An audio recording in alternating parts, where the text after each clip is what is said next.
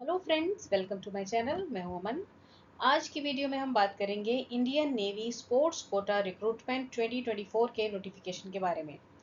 तो friends, Indian navy के द्वारा जो भी स्टूडेंट्स जो स्पोर्ट्स कोटा से हैं, मींस उन्होंने नेशनल या इंटरनेशनल लेवल पे अलग अलग कैटेगरीज में स्पोर्ट्स में गए हैं, तो उनके लिए एक गुड न्यूज़ है, क्योंकि इंडियन नेवी में स्पोर्ट्स कोटा में अलग अलग कैटेगरी में पोस्टें निकाली गई हैं और अप्लाई करने की जो लास्ट डेट है ये 20 जुलाई 2024 है। और इसकी जो वेबसाइट है ये नीचे दी गई है, join indiannavy.gov.in। तो चलिए वीडियो में पूरी इन्फॉर्मेशन लेते हैं। वीडियो शुरू करने से पहले अगर आप इस चैनल पर नए हैं तो इस चैनल को सब्सक्राइब ज़रूर कीजिए, क्योंकि जितनी भी गवर्नमेंट जॉब्स की वैकेंसीज निकलती हैं, जो वेरीफाइड गवर्नमेंट जॉब्स रहती हैं ना, उनकी नोटिफिकेशन इस चैनल पर रेगुलरली दी जाती है।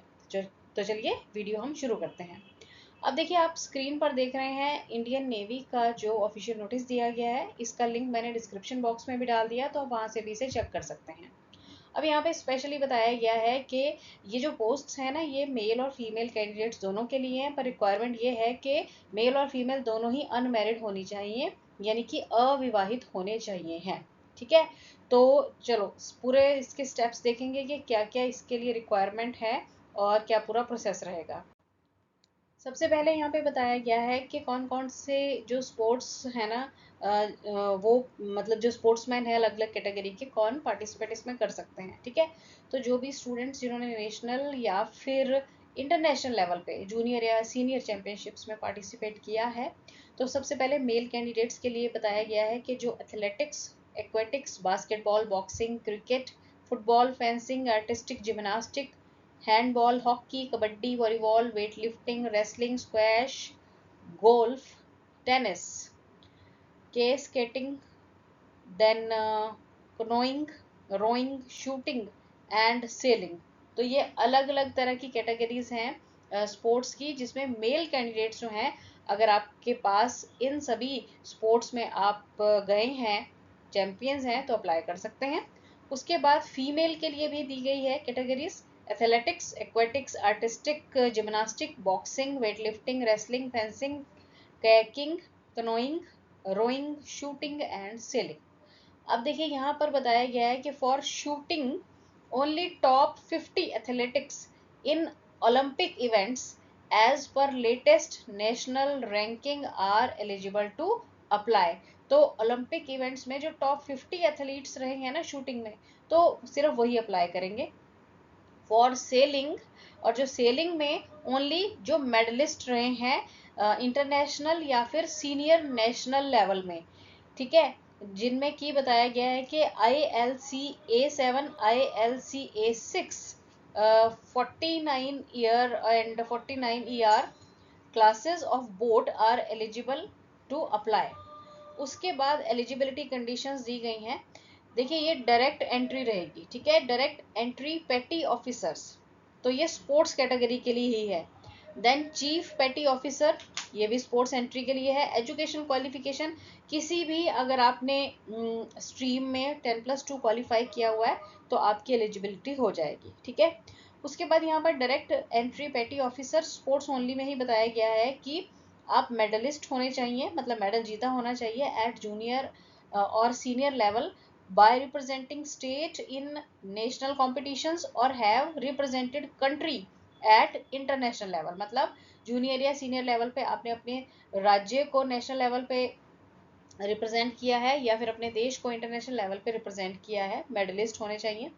Then should have represented a state of country in national और international competitions at junior and senior levels team event में। ठीक है, और थर्ड पॉइंट कह रहा है कि आप खेलो इंडिया जो गेम्स हैं या यूथ गेम्स रहती हैं उसमें मेडलिस्ट होने चाहिए।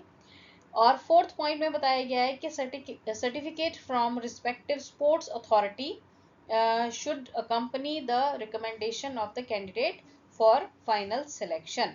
तो मतलब आपके पास जो भी स्पोर्ट्स अथॉरिटी है ना, वहाँ से सर्टिफिकेट होना चाहिए जब आप फाइनल सिलेक्शन के लिए आएंगे। ठीक है, नेक्स्ट यहाँ पर दिया गया है डायरेक्ट एंट्री चीफ पेटी ऑफिसर स्पोर्ट्स एंट्री। तो अब इसमें भी देखिए, winner of any medal in world championship और एशियन चैंपियनशिप, या फिर winner of any medal in Asian Games, winner of any medal in CWG or World Cup, then CWG यहाँ पर Commonwealth Games है, represented India twice in Asian या फिर Commonwealth Games या फिर World Cup, ठीक है, then represented India in Olympics। और एज जो ग्रुप माना गया है ना वो है 17.5 से लेकर 25 साल तक की एज जो है होनी चाहिए, यानी कि कैंडिडेट का जो जन्म है वो 1 नवंबर 1999 से लेकर 30 अप्रैल 2007 के बीच में ही हुआ होना चाहिए है। उसके बाद बात करेंगे पे एंड अलाउंसेस की। तो ड्यूरिंग इनिशियल ट्रेनिंग, तो देखिए पहले तो इसमें ट्रेनिंग होगी, ठीक है, ट्रेनिंग के दौरान आपको मिलेगा स्टाइपन। तो पर मंथ ये 14,600 आपको स्टाइपन मिलेगा, ठीक है जी, ट्रेनिंग के दौरान। और जब सक्सेसफुल ट्रेनिंग आपकी कंप्लीट हो जाएगी तो आपको पे स्केल जो है 5 वाला पेटी ऑफिसर को मिलेगा और पे स्केल 6 जो है वो चीफ पेटी ऑफिसर को मिलेगा, ठीक है। और इसमें साथ साथ और आपको दिया गया है कि इन एडिशन उन्हें एमएसपी एट द रेट कितना एमएसपी मिलेगा 5,200 पर मंथ, साथ में डीए भी होगा, ठीक है। इंश्योरेंस कवर भी होगा 75 लाख का फॉर ऑल सेलर्स, ठीक है जी।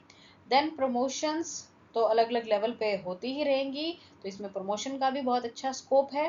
देन इसमें और बताया गया है कि प्री रिक्विजिट जो आपको मिलेगा during entire period of training, जो सेलर्स हैं उन्हें बुक्स दी जाएंगी, जो भी मतलब क्योंकि ट्रेनिंग रहेगी तो पढ़ाई के लिए जो भी मटेरियल रहता है, यूनिफॉर्म, फूड, अकोमोडेशन, वो सारा फ्री ऑफ कॉस्ट होगा। सेलर्स को मेडिकल ट्रीटमेंट, मेडिकल लीव वगैरह का भी प्रोसेस यहाँ पर है, ठीक है। और उसके बाद भी फर्दर जो है मतलब जब जॉब होगी तब सारी फैसिलिटीज जो है वो मिलेंगी ही। उसके बाद इसमें सिलेक्शन क्राइटेरिया बताया गया है कि जो डिजर्विंग कैंडिडेट्स है ना उन्हें ट्रायल के लिए बुलाया जाएगा नेवल सेंटर्स पे, ठीक है। कैंडिडेट्स क्वालिफाइंग ट्रायल्स, जो ट्रायल में क्वालिफाई हो जाएंगे उनका मेडिकल एग्जामिनेशन होगा आईएनएस हमला पे जो कि मुंबई में है, ठीक है जी। और वहाँ पे आपकी जो है प्रोसेस होगा मेडिकल वगैरह का अकॉर्डिंगली, और उसके बाद जो मेडिकल स्टैंडर्ड दिए गए हैं उसके अकॉर्डिंग आपकी सारा चेक किया जाएगा कि आप उसके अकॉर्डिंग हैं, हाइट वगैरह और बाकी स्टैंडर्ड्स, विजुअल स्टैंडर्ड्स है ना, तो वो पूरा मेडिकल प्रोसेस में आ जाएगा आपका। और विजुअल स्टैंडर्ड भी यहाँ पर दिए गए हैं, ये दिए गए हैं 6/12, देन 6/12 ये है uncorrected vision, then corrected vision 6/6 और 6/6 है, ठीक है। तो ये सारा जो है मेडिकल के अंडर आ जाएगा। अब देखिए जब आपकी सिलेक्शन हो जाएगी उसके बाद रहेगी आपकी ट्रेनिंग, और ट्रेनिंग आपकी होगी आईएनएस चिल्का पे, ठीक है। और उसके बाद जो अलग अलग नेवल ट्रेनिंग एस्टेब्लिशमेंट्स रहती हैं, ब्रांचेस रहती हैं, तो वहाँ पर आपकी ये ट्रेनिंग होगी। तो ये ट्रेनिंग एक प्रकार से तीन साल की होगी, जिसको आप प्रोबेशन पीरियड की तरह भी कंसिडर कर सकते हैं, और उसके बाद आपकी जो है प्लेसमेंट हो जाएगी। उसके बाद जी यहाँ पर दिया गया है कि एप्लीकेशन जो है कैसे आप अप्लाई कर सकते हैं। तो देखिए इस वीडियो के एंड में ही, और जो आपको ये पीडीएफ भी है जिसका डिस्क्रिप्शन बॉक्स में मैंने लिंक दिया है, उसके एंड में ही आपको इसका ना एप्लीकेशन फॉर्म मिल जाएगा, ठीक है। तो एप्लीकेशन फॉर्म जो है वो आप जो है अप्लाई कर सकते हैं, इस पर आप फॉर्म को फिल करेंगे पूरा, और जो जो रिक्वायरमेंट्स है वो सारा आप साथ में देंगे, जो भी मतलब उसमें कंसिडर किया गया है सारी चीज़ें आपको साथ में लगा कर देनी पड़ेंगी, और उसके लिए आप अप्लाई करेंगे। मतलब ये आपको एक प्रकार से फॉर्म रजिस्टर्ड पोस्ट से या स्पीड पोस्ट के थ्रू आप भेज देंगे। अब देखिए ये जो एप्लीकेशन फॉर्म है ये आपको चाहे तो आप इसको ना joinindianNavy.gov.in से डाउनलोड भी कर सकते हैं, या फिर A4 साइज पे इसका प्रिंट आउट निकाल सकते हैं ना, मतलब जो आपने डाउनलोड भी करना है या प्रिंट लेना है तो वो A4 साइज पे होना चाहिए। उसके बाद उसमें जो भी आपकी क्वालिफिकेशन है रिगार्डिंग स्पोर्ट्स एंड एकेडमिक्स, और जो जो रिक्वायरमेंट मांगी गई है वो सारी की सारी आप फिल कर देंगे, फोटोग्राफ लगा देंगे, ठीक है। और सारा जो भी रिक्वायर्ड चीज़ें हैं वो आपने सारी मेंशन कर देनी है, ठीक है जी।